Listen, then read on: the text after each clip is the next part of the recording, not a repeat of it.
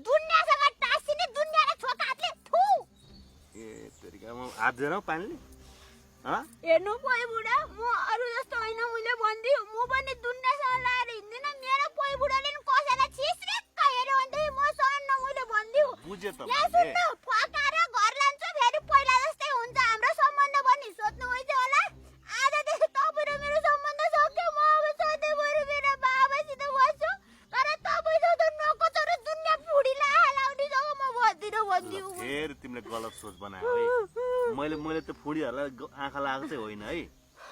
अहिले हेर्नु है बुढा फेरि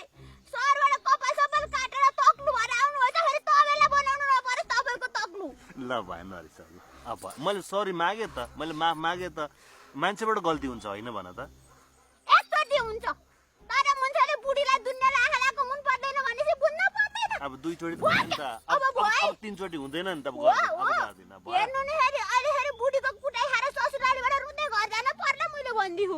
अब के तिमी यसरी रिसाइराख्ने अनि म रिसाइराख्ने हो अनि म फकाइराख्ने हो फकाउनु परे होइन कसैले फकाउन सकाउन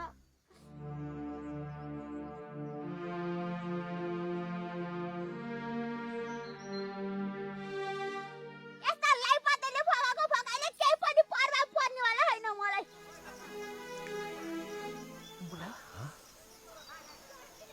पुन्जी गरेर गएको त झगडै परे जस्तो छ